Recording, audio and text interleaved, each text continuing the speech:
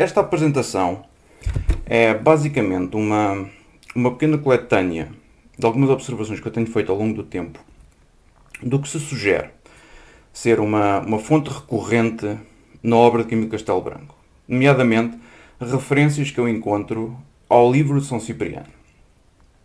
Assim sendo, esta apresentação então intitula-se A Rosa é de Amadores, o José é o Rei de Ouros, o livro de São Cipriano, a obra de Camilo Castelo Branco.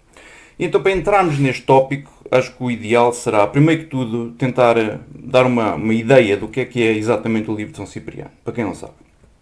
Depois, de maneira muito simples, o livro de São Cipriano, correntemente, é o livro que, em Portugal, se pode dar o título de Grimório Nacional.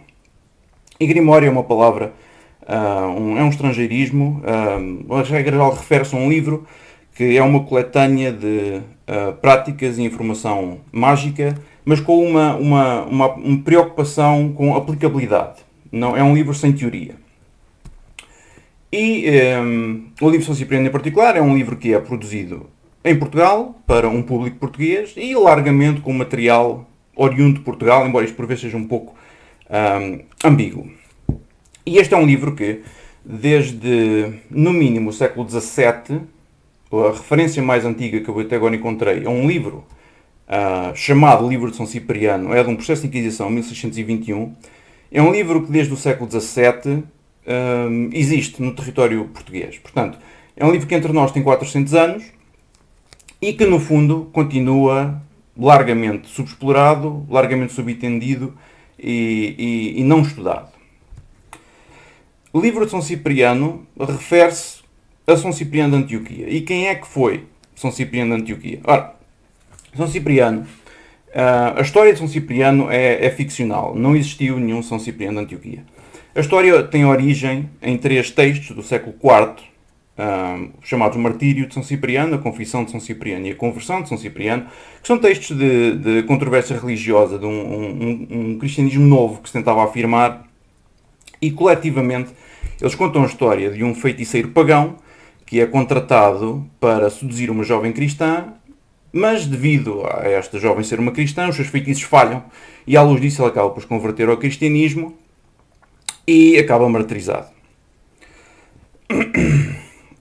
Juntamente com a difusão desta lenda, que foi difundida através da Europa por textos como a Legenda Dourada ou Flor Sanctorum, costuma ser encontrada também um pedaço de literatura referido como a Oração de São Cipriano, que é uma oração bastante longa e que é dita na primeira pessoa, como sendo o próprio São Cipriano a falar, e basicamente lista todas as maldades e feitiços que São Cipriano fazia como um feiticeiro pagão, e depois pede a Deus ou outros personagens de mitologia cristã para desfazerem estes mesmos feitiços.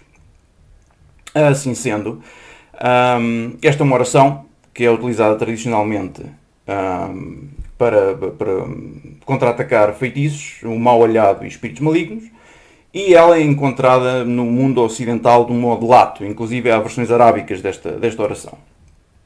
E assim sendo, São Cipriano torna-se um personagem ambíguo que tanto é invocado para proteger o indivíduo contra magia, como invocado para auxiliar na prática de magia.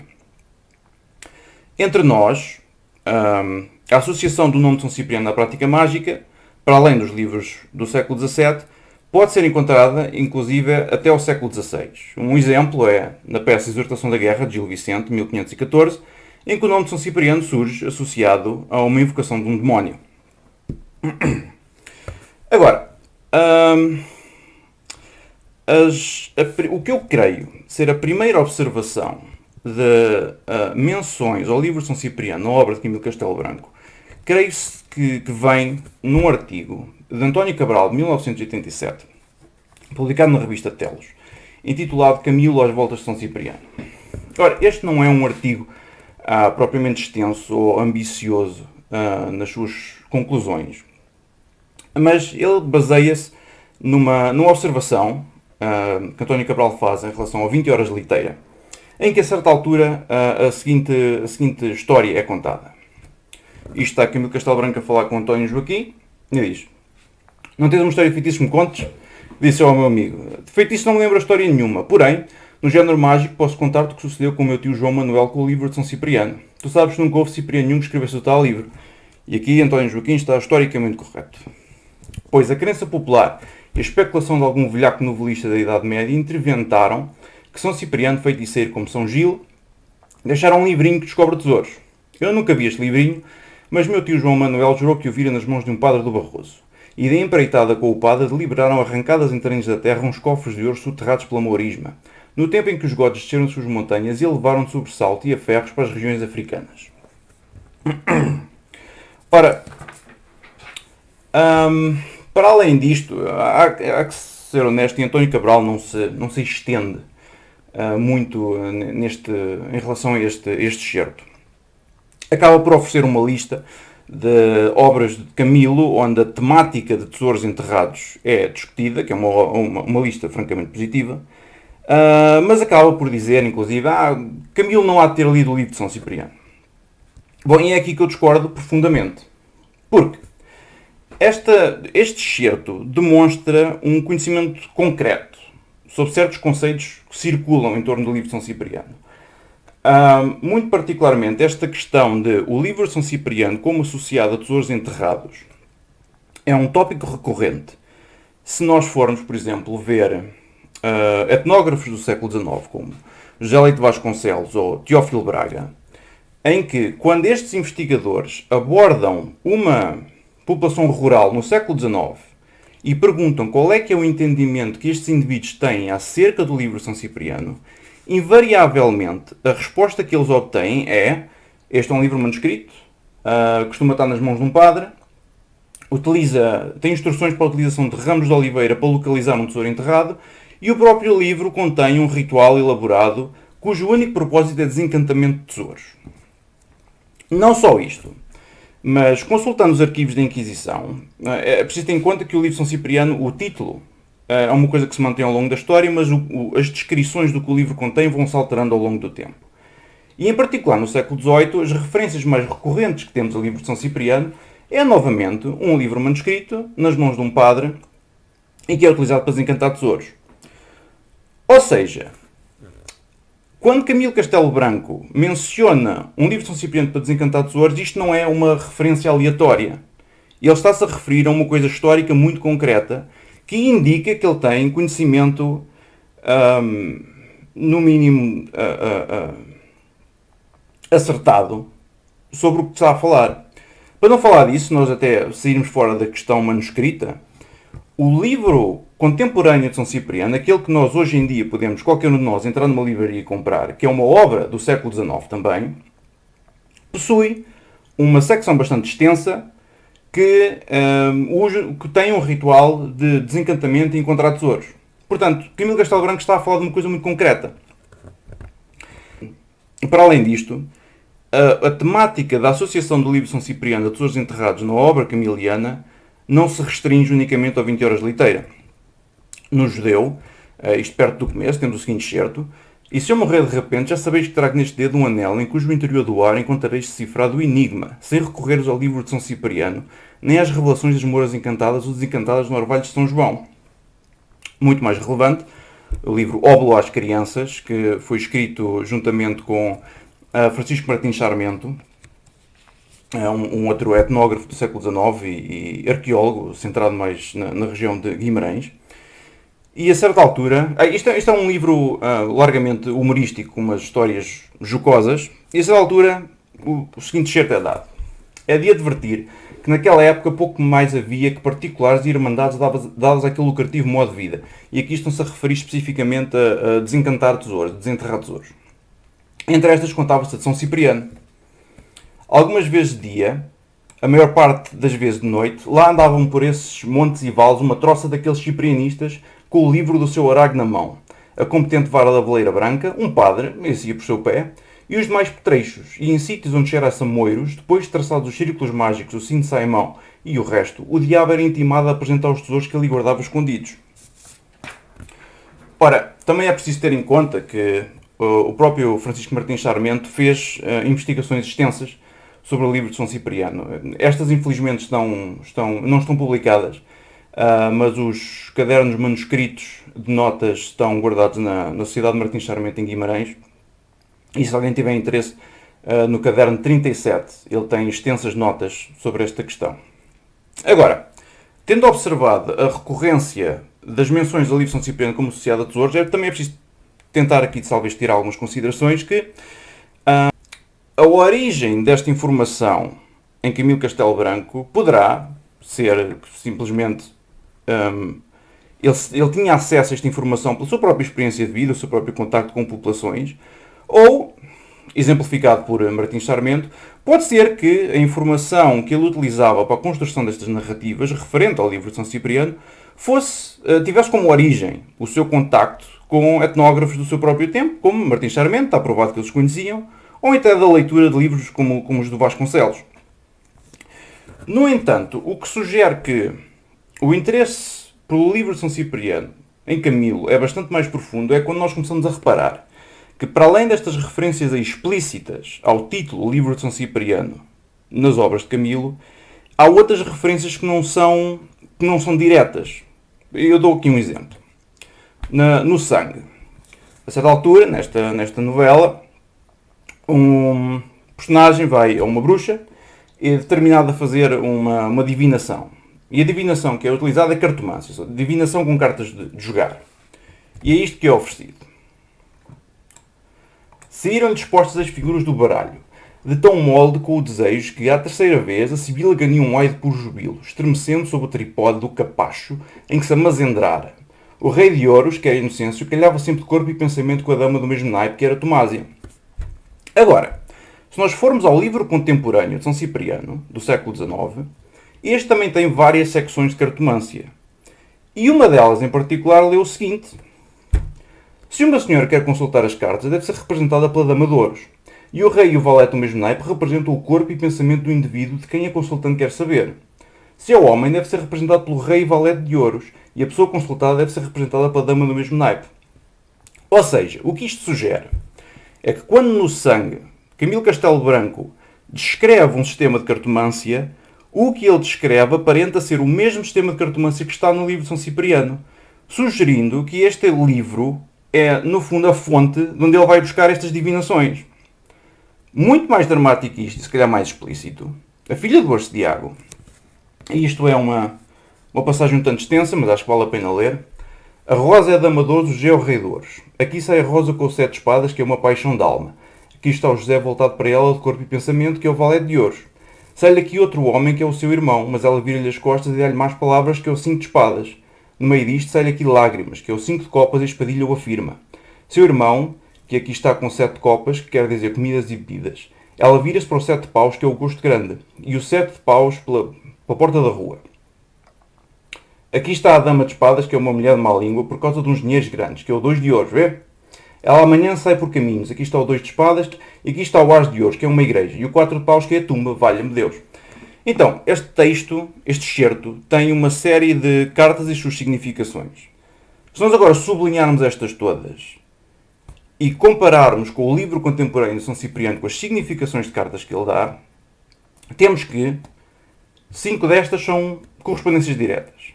Ou seja, o que está escrito no livro de São Cipriano como sendo o significado das cartas é o mesmo que Camilo Castelo Branco usa. As restantes, no entanto, não são correspondências diretas, mas são correspondências indiretas. Por exemplo, mais palavras que é o 5 de espadas, nós vamos ao livro de São Cipriano, mais palavras é o 3 de espadas. Portanto, há aqui uma ligeira... não há uma correspondência direta, há um ligeiro desfazamento.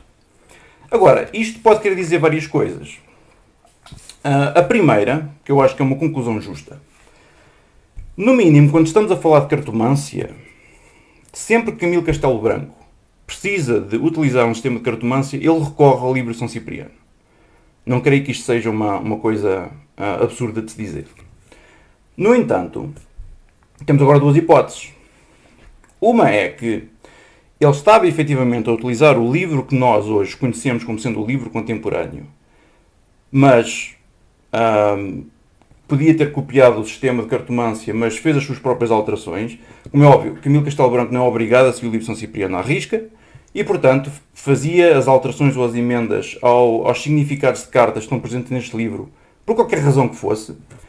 Ou então, outra hipótese, que também não é de desprezar, é que, sabendo que no século XIX, quando os livros de São Cipriano são postos a primeira vez, são imprimidos pela primeira vez, existiam, na verdade, várias versões do mesmo livro. Há, inclusive, um artigo de 1888 de Francisco Adolfo Coelho, que aborda tradições referentes a São Cipriano. Ele menciona vários livros que estavam a ser impressos nessa mesma altura, muitos dos quais são hoje em dia completamente desconhecidos. Portanto, poderá ser que Camilo Castelo Branco estava efetivamente a consultar um livro de São Cipriano, mas simplesmente um que nós hoje não conhecemos, em que o conteúdo tem as suas semelhanças com o que nós sabemos hoje, mas que não corresponde inteiramente. O que também poderá sugerir isto é que, se recuarmos um pouco no texto de A Filha de Bastiago, antes das cartas serem lançadas, é oferecido um encantamento que serve para uma espécie de consagração das cartas a serem jogadas. E na Filha de Bastiago está dado da seguinte maneira: São Cipriano, bispo e arcebispo foste, 7 anos do mar andaste, na vossa divina graça vos sustentaste. 7 sortes pela vossa divina esposa optaste, no fim vos declaraste. Declarai-me aqui se a Rosinha anda de namoro com José, o filho de Retorzeiro. E se nós agora formos ao livro de São Cipriano, temos isto. Cartas, pelo poder de São Cipriano, que 7 anos no mar andou, 7 sortes por sua divina esposa deitou, dizei-me se este senhor guarda fé e lealdade a esta senhora. Ou seja, entre os dois encantamentos, temos semelhanças de tema, mas o encantamento em si é diferente em termos de estrutura, que sugere que muito provavelmente Camilo Castelo Branco estava a ler um livro de São Cipriano que é apenas ligeiramente diferente do que nós hoje conhecemos. Agora, para além disto, outras instâncias de menções a São Cipriano como personagem associado à prática mágica também dá para encontrar na obra de Camilo. Ainda na Filha de Bastiago, passados 9 dias, em que eu hei de rezar a novena das almas e ouvir as vozes, apareça vosso Mercê por cá e veremos se é preciso trazer a roupa dela para defumarmos nos 4 cantos com o fogareiro de São Cipriano. E no Cenas da Foz, Tia Pôncia disse muitas outras coisas razoáveis. Exaurida à torrente, foi buscar o café e pediu-me que pendurasse no pescoço uma figa de azeviche e uma conta que fora tocada pelo corpo do mártir São Cipriano, para tudo vencer os sortilégios da bruxa. Agora, a interpretação destes dois certos é um bocado complicada, porque isto aparentam estar a descrever práticas referentes a São Cipriano que eu desconheço pertencerem a qualquer livro que seja. Isto poderá dar peso à teoria de que Camilo estava a ler um livro que nós hoje não conhecemos, ou então também pode ser que estas referências são tiradas do próprio conhecimento que Camilo tinha em relação a práticas de magia ou superstição de populações rurais. Camilo Castelo Branco demonstra os tópicos de magia e superstição não são de todo raros em Camilo Castelo Branco, e ele por vezes demonstra um conhecimento quase académico de práticas mágicas. Isto, novamente, poderá ser derivado da sua leitura de etnografia ou do seu contacto direto com populações. Mas o que sugere que o interesse dele em todos estes tópicos, tudo o que circula São Cipriano, o que sugere que isto é uma coisa concreta e real é a existência de um particular manuscrito. E este é uma oração de São Cipriano, como a que eu falei no começo desta apresentação, que está contida num volume bastante grande, está neste momento na Biblioteca Nacional, que foi daqueles volumes da Biblioteca de Camilo Castelo Branco que foi vendido em 1883 pela tipografia Matos Moreira e Cardoso. E, segundo se pensa, este é um manuscrito do século XVII, o que faz desta a oração de São Cipriano mais antiga conhecida em língua portuguesa. E que de facto sugere que o interesse por São Cipriano, práticas mágicas ou práticas religiosas, ou as tradições populares ou concepções populares em torno de São Cipriano eram do interesse geral de Camilo Castelo Branco ao ponto de ter este manuscrito. E em particular esta chama-se a Oração de São Cipriano Feiticeiro, que é boa para muitas coisas. Então, tendo visto isto tudo, acho que podemos propor algumas conclusões, que é a primeira: Camilo aparenta ter conhecimento muito concreto sobre o livro de São Cipriano. Quer este conhecimento seja da sua própria experiência de vida, conhecimento de cultura rural, direta, ou que este seja derivado de trabalhos académicos de folclore e etnografia, como, por exemplo, os de Martim Sarmento. Em particular, ele aparenta ter conhecimento muito concreto sobre o livro impresso de São Cipriano, do século XIX, qualquer versão que seja. Para além disto, a figura de São Cipriano, como um nome associado à magia, parece ser do seu interesse geral, ao ponto de ter manuscritos de São Cipriano em sua posse. Como tal, creio que é justo dizermos que estamos perante uma fonte muito concreta de Camilo Castelo Branco, algo que ele recorre recorrentemente, sempre precisa de colorir as suas narrativas com elementos mágicos ou supersticiosos, e que é uma fonte que está completamente subexplorada. E pronto, esta é basicamente a minha apresentação. É preciso, caso isso não tenha sido feito óbvio, eu não sou um camiliano, eu sou um historiador. E, como tal, a lista de obras que eu apresentei aqui de Camilo Castelo Branco não é de todo extensa. Estas foram simplesmente as que eu encontrei para poder fazer conclusões sobre este assunto. E creio que, se nós formos explorar a totalidade das obras de Camilo Castelo Branco, não deve ser difícil encontrarmos mais referências que poderão iluminar toda esta situação, e de que qual a relação concreta entre o conteúdo do livro de São Cipriano e as descrições de magia de Camilo Castelo Branco. Mas pronto, terei que ficar por aqui. Muito obrigado pela vossa atenção.